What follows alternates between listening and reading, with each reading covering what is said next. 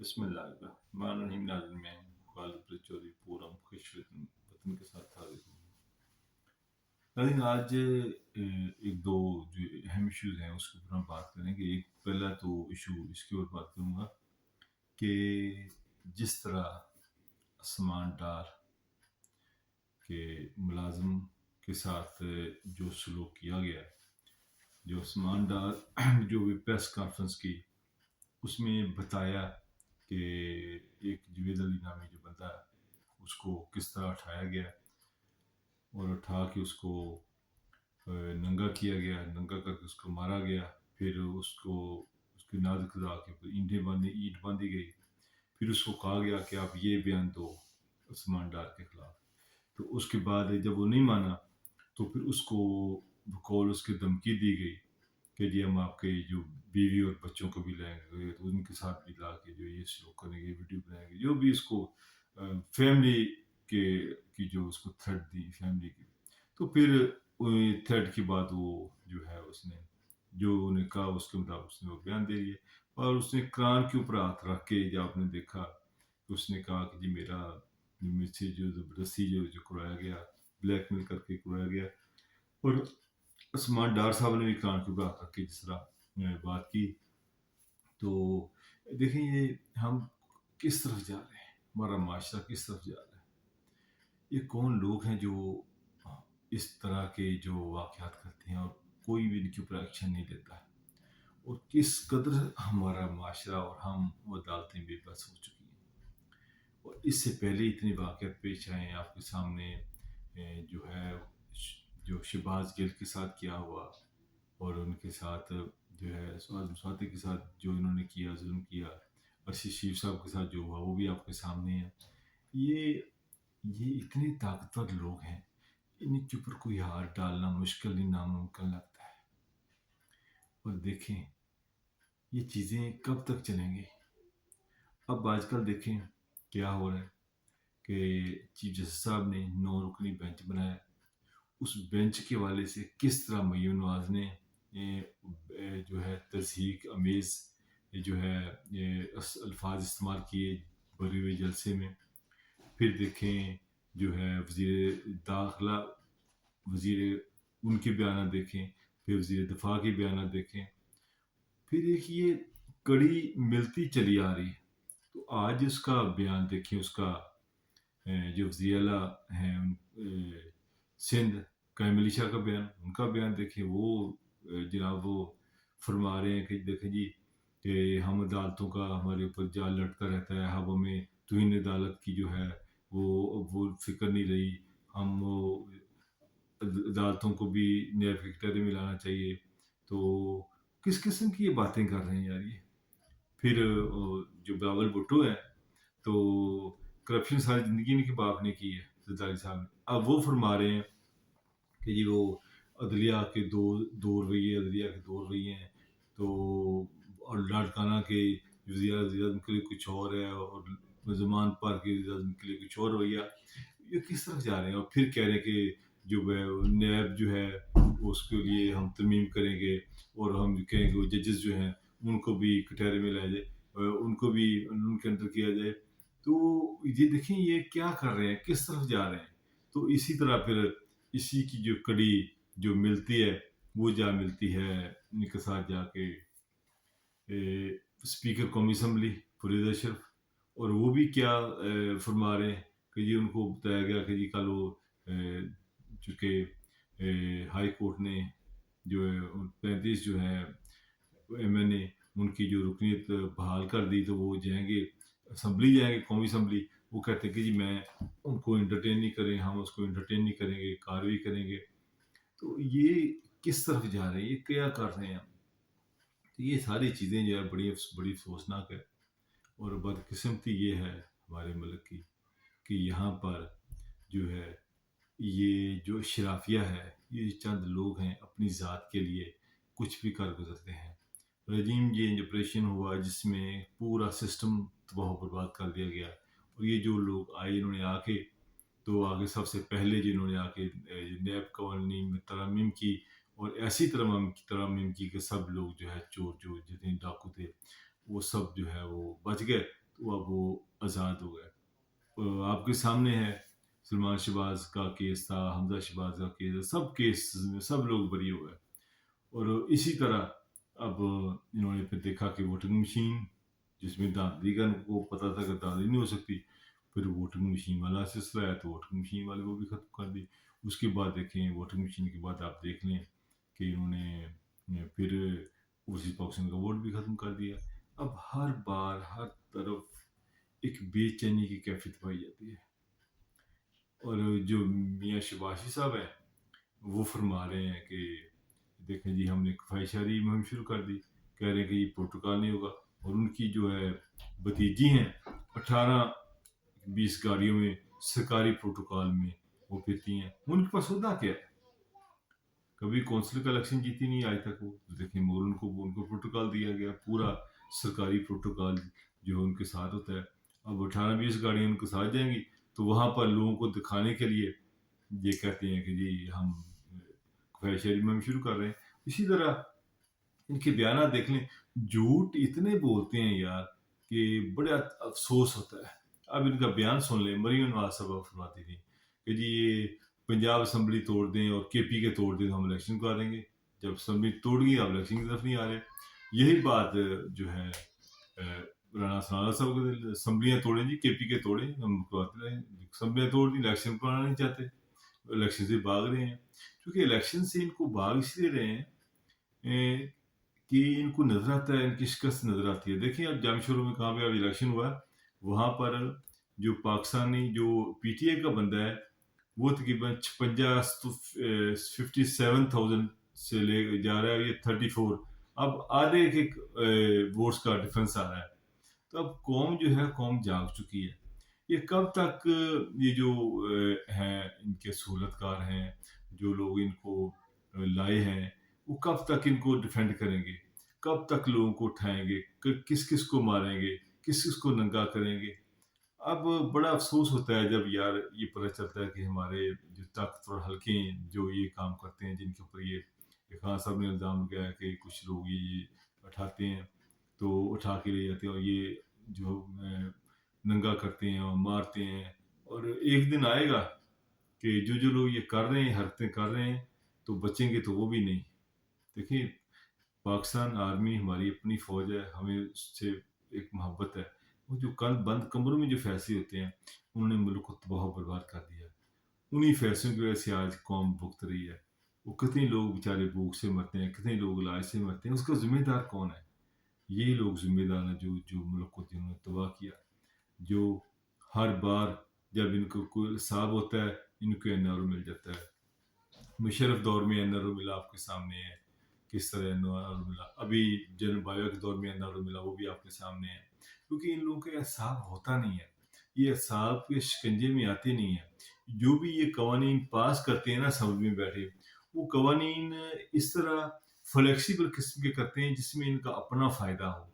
اب دیکھیں supreme court نے جب ہائی کورٹ کی طرف جب گیا کہ الیکشن کیوں نہیں کرواتے، 90 دن کے اندر 90 ڈیز تک یہ نگران حکومت رہ سکتی ہے، جب سپریم کورٹ نے آرڈر کیا تو اس کو پھر انہوں نے انٹرا کورٹ بھی میں چلے گئے، کام لٹکانا چاہتے تھے۔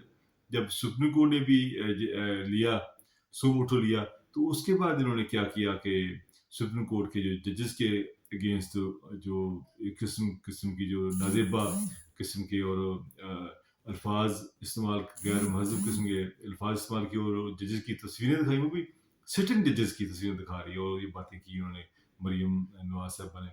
اور اس کے بعد رانا ثناءاللہ صاحب نے بھی اس قسم کی زبان استعمال کی۔ اور اس کے بعد ساری لائن یعنی کہ ایک پالیسی بنائی ہے انہوں نے کہ عدالت کے آرڈر نہیں ماننے۔ اب یہ موقع ہے کہ یہاں پر جو وکلا برادری ہے، بینچ اور بار کا جو تعلق ہے نا، وہ یہاں ثابت ہوگا کہ اگر آج سپریم کورٹ کے ججز کے ساتھ، سٹنگ ججز کے ساتھ اگر اس طرح کا رویہ اختیار کریں گے یہ لوگ، سیاسی لوگ، تو پھر یہاں پر انصاف جو ہے کو لوگ انصاف کے لیے کہاں جائیں گے؟ اگر اسی طرح ان لوگوں کو سیاسی لوگ جو سیاسی مفاد پرست ٹولے ان لوگوں کے کہنے کے اوپر بینچ توڑنے شروع کر دیں تو پھر بات بہت آگے نکلے گی، پھر جس کا دل چاہے گا تو آ جائے گا یہ بینچ توڑ دیں گے، بینچ توڑ دیں گے۔ میرے خیال میں سپریم کورٹ کو بالکل جو ہے ان کی باتوں پر توجہ نہیں دینا چاہیے، وہ اپنا جو بینچ برقرار ہے وہ بینچ وہی رہنا چاہیے، اور ان کے جو ہے بالکل جو انصاف کے تقاضوں کے مطابق جو الیکشن کمیشن ہوتا ہے 90 ڈیز کے اندر وہ الیکشن ہونا چاہیے، جتنا مرضی زور لگا لیں تو الیکشن انشاءاللہ جو ہے ہوگا اور وقت پہ ہوگا۔ مگر افسوس اس بات کا ہے جو ہمارے طاقتور اور حلقے ہیں، جو ہمارے سائنسدان ہیں، جو ان کو پروٹیکشن دیتے ہیں اور جن کو پچھلے 75 سال سے جنہوں نے ملک کو تباہ و برباد کر دیا، چند دیکھیں آرمی ہماری اپنی ہے، فوج ہماری اپنی ہے، ادارے ہمارے اپنے ہیں، لیکن جو بھی چند لوگ کمروں میں چند لوگ بیٹھ کے فیصلہ کرتے ہیں اور اس کو امپلیمنٹیشن کرتے ہیں، کس کے اوپر کاٹا لگانا ہے، کس کو اوپر کاٹا نہیں لگانا، کس کو لانا ہے۔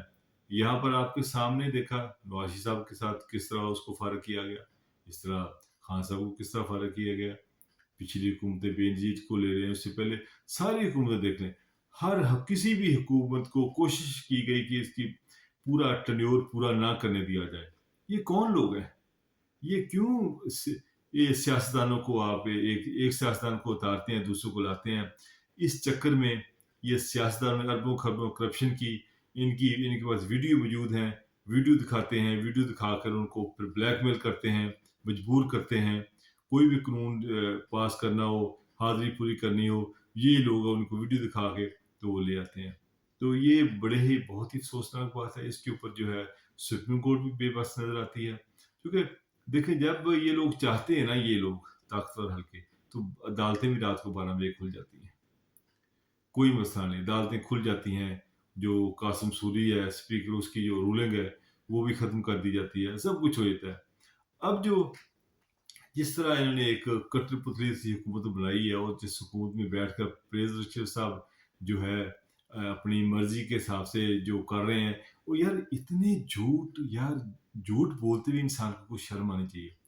پریز رشید کہہ رہے تھے کہ جی پہلے ایک ایک بندہ آ کے استعفیٰ دے، جب ان کو پتہ چلا کہ یہ استعفے اب دینے آ رہے ہیں تو نہیں لیے، لیکن جب اپنے مفاد کی باری آئی تو فوراً جو ہے نا ایک دن 35 لوگوں کے، ایک دن 50 لوگوں کے، فوراً جو ہے استعفے منظور کر لی۔ لیکن یہ اپنی ذاتی سیاست کے لیے یہ جو بھی کھیل کھیل ہے، لیکن یہ سیاسی لوگ جو ہے نا، ان کے اندر کوئی شرم، کوئی حیا نام کی چیز نہیں ہے کہ یہ عوام کے لیے سوچیں۔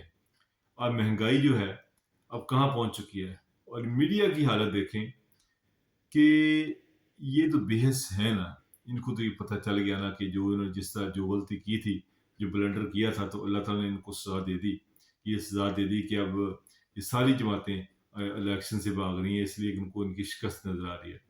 اب یہ دیکھیں کہ ابھی جس وقت کہ یہ میں بات ابھی کر رہا تھا، اس الیکشن ابھی ہوا، اس میں اس الیکشن میں دیکھیں جام پور میں کہ پاکستانی جو تحریک انصاف 34,000 ووٹ ان کے، اور ان کے 57-58,000 ان کی آدھی سے زیادہ ووٹیں، تقریباً آدھی کے سے زیادہ ووٹ سے یہ جیت رہی ہے تحریک انصاف۔ تو یہ نظام جو ہے، یہ نظام ان لوگوں نے خراب کر دیا، پورا نظام، اور اب یہی ان کے بینیفیشری ہیں، اور اسی لیے یہ اپنی اپنے ذاتی جتنے بھی پاس کرتے ہیں قانون ان کے لیے، اور جو بھی آپ کو یاد ہوگا کہ بلوچستان میں ایک آدمی ٹریفک وارڈن کو مار دیا تھا، اور اس کے بعد وہ 2 انگلیاں دکھاتا ہوا بشرمی کی طرح بشرم بن کے وہ اس کو بری ہو گیا تھا۔ اس کے بعد ابھی ایک جو ویڈیو آئی بلوچستان سے، تو جس نے ایک خاتون کی ویڈیو آئی تھی جس میں وہ رو رہی تھی کہ مجھے بچایا جائے، میرے 2 بچوں کو 3 بچوں کو اغوا کیا ہوا ہے، نام لے کے بتایا تھا۔ تو دیکھیں وہ عورت بھی قتل ہو گئی، بچے بھی قتل ہو گئے۔ اب اس کا دیکھیں، اب وہ اس کو پولیس کس طرح لے کے جا رہی ہے، جس طرح کہ وہ بہت بڑی کوئی ایسی چیز آ گئی ہے کہ اس کو گرفتار نہیں کیا، بڑے ٹور سے جا رہا ہے، اور اس کو تھانے میں بھی نہیں رکھا، جا کے اس کی ایک اور جگہ رکھا، سیف ہاؤس میں جا کے رکھا۔ یہ لوگ ان لوگوں نے سسٹم کو یرغمال بنا دیا ہے، خاص کر بلوچستان اور سندھ میں جو وڈیرا شاہی سسٹم ہے، انہوں نے بہت سارے لوگ بیچارے وہاں پر جو ہے یہ بیچارے ظلم ہوتا ہے، جو وہاں پر اپنی ذاتی جیلیں بنائی ہوئی ہیں، چونکہ ہمارا ملک کا قانون جو ہے نا، جو ملک کے جو ادارے ہیں، جو طاقتور حلقے ہیں جو اس مسئلے کو حل کر سکتے ہیں، مگر وہ یہ مسئلوں کی تو توجہ نہیں دیتے. ان کی زیادہ توجہ جو ہے نا سیاست کی طرف ہے. وہ سیاست دانوں کو کور کرتے ہیں، سیاستدانوں کے ساتھ جو ہے سیاسی کھیل میں شامل ہو جاتے ہیں، جس وجہ سے ملک میں یہ چیزیں ہوتی ہیں. میں آپ کو ایک مثال دے دیتا ہوں.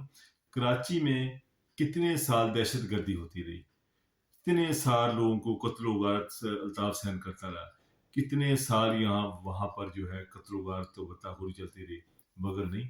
لیکن جب داروں نے چاہا پھر الطاف سہن کو اٹھا کے اس کی جو سیاست ختم کر دی، چونکہ انہوں نے امیج بنا لیا کہ وہ ختم کرنا.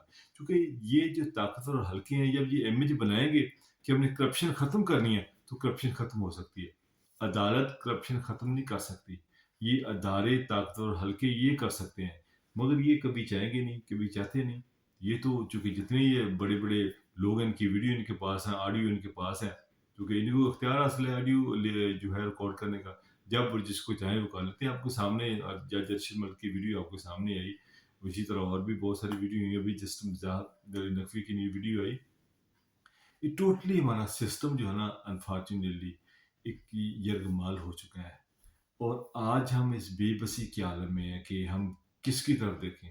ابھی عمران خان صاحب آئے ہیں، یہ میں سمجھتا ہوں کہ اللہ تعالیٰ کی طرف سے ایک نعمت ہے، ایک رحمت ہے قوم کے اوپر.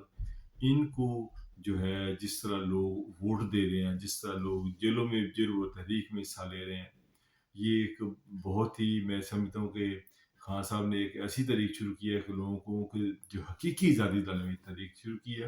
اور مجھے افسوس ہے میڈیا کے اوپر، پاکستانی میڈیا جو کہ 5 روپے بھی کس چیز کی پٹرول کی قیمت 2 روپے قیمت بڑھتی تھی تو پورے ٹاک شوز ہوتے تھے، پورے ٹاک شوز.